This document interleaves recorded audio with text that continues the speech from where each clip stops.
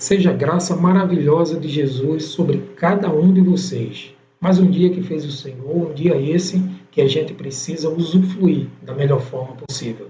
Hoje, quinta-feira, estamos ainda a falar sobre a estratégia da pregação de Pedro. A gravidade do pecado, esse é o nosso ponto principal. Sabemos que o pecado ele tem se alastrado, ele tem se proliferado em toda a sociedade, em todo o mundo, e cada vez mais os homens têm se afastado de Deus, têm perdido o foco da santidade e da perseverança em Deus. Quando olhamos, por exemplo, para um texto bíblico, lá em Isaías, capítulo de número 64 e verso 6, a palavra de Deus diz que somos como impuros, todos nós. Todos os nossos atos de justiça são como trapos imundos, como trapo de imundícia, em outra tradução. Murchamos como folhas, e como vento as nossas iniquidades nos levam para longe. Longe de quem? Longe de Deus. E aí entendemos que o apóstolo Pedro, ele traz alguns enfoques na sua mensagem, no seu sermão, sobre o poder e a glória de Jesus sobre o pecado. E ele também, o outro enfoque é que o Espírito Santo operava naquelas vidas. Por quê? Porque os seus ouvidos se conscientizavam da culpa que tinha diante de Deus.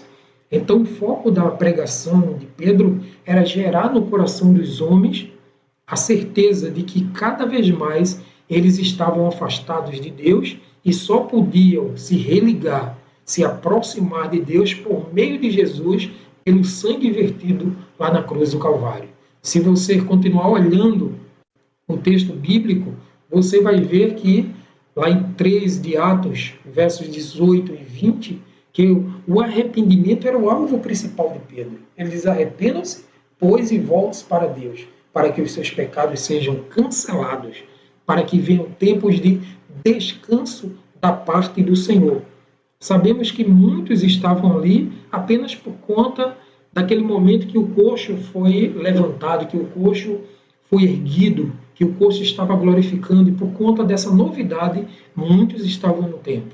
E Pedro estava se aproveitando dessa situação para dizer: por que vocês não trazem o seu coração diante do Senhor? Por que vocês não se colocam diante da presença de Deus?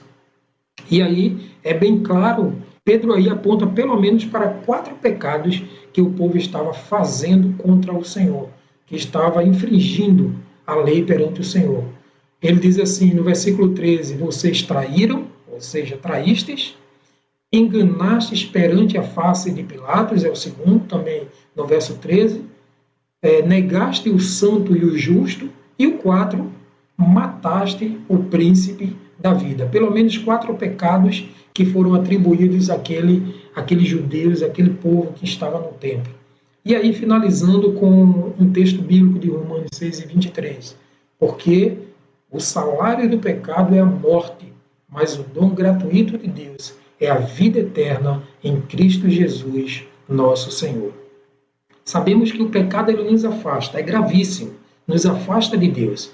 Mas tem um remédio para isso. O remédio é o perdão de nossos pecados. É o poder do sangue de Jesus que nos traz vida e vida em abundância. Que neste dia você decida se arrepender de todos os seus pecados e se doar ao Senhor Jesus Cristo, dizendo: entra em minha vida e faz morada em meu coração.